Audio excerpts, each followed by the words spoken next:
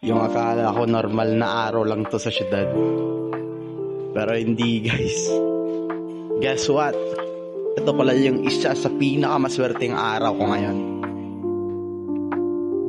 Kasi bukod sa malaki yung sahod na natatanggap ko ngayong araw, may nakita din ako isang bagay na magagamit ko sa pang-araw-araw. Itong bagay na to ay pangarap namin ng misis ko. Kaso medyo kapos pa kami sa pera at hindi ko pa afford talaga. Kaya kung ano ito, manood kayo.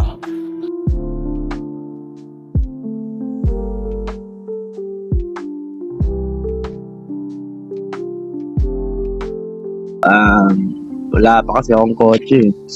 Bali, maghihintay tayo dito, maghihintay tayo dito. Makisakay na lang tayo papuntang bahay. Malayo pa kasi yun eh. Hindi kayang lakarin. Kaya, may pumupunta naman dito. Siguro taxi yun. Sa sahod lang natin kahapon, may pera pa naman tayo. Pawis na ako eh. Nag-day off ako kanina.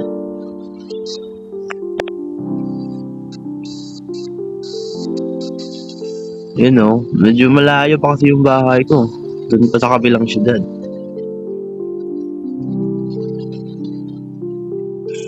Angas o. Angas ng pormahan ko o. Galing duty. Oy. Wait lang. Kotse ba yan? Kotse yata to guys oh. Uy, tama. Kotse nga.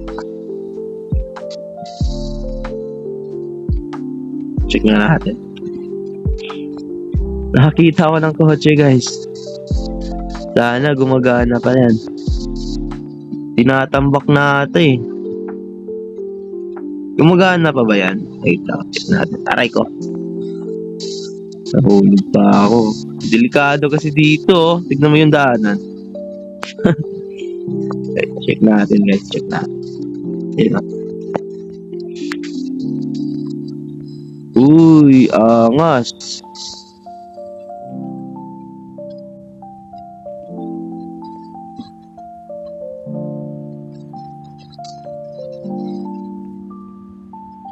Yun lang. Hindi na ata gumagana to eh. Kinakalawang na eh. Check natin to.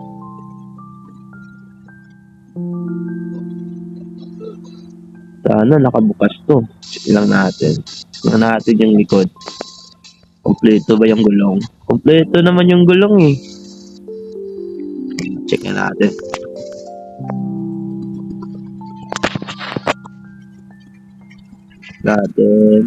Kompleto pa yung gulong eh. Yung problema lang nito, yung body niya, kinakalawang na yung body. Yung gulong, medyo may kalawang na din. Safe pa ata eh. Try natin to buksan. Yun no? Naman akong mekaniko eh. Pwede pa siguro to. Minimum wage lang yung sahod ko. Hindi ko pa afford bumili ng kotse. Pag-tiisip ko to.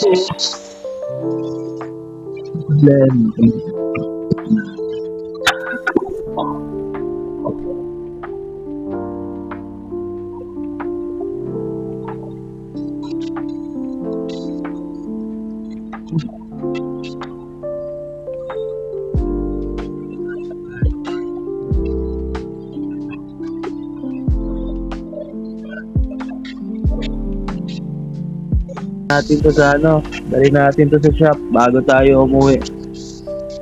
Wait lang, dali natin to sa shop. Saan ba tayo dadaan? Medyo bisyad. Dito. Dito na lang. Dito na lang siguro. Dito. Daan na naman dito. Okay. Ano lang. Medyo malubak lang yung daan dito. Masisira pa ata eh. Pero good condition naman yung takbo. Panalo na ako dito. Di na masama para sa isang minimum wage na trabahante. Diba? Ayun no. Angas.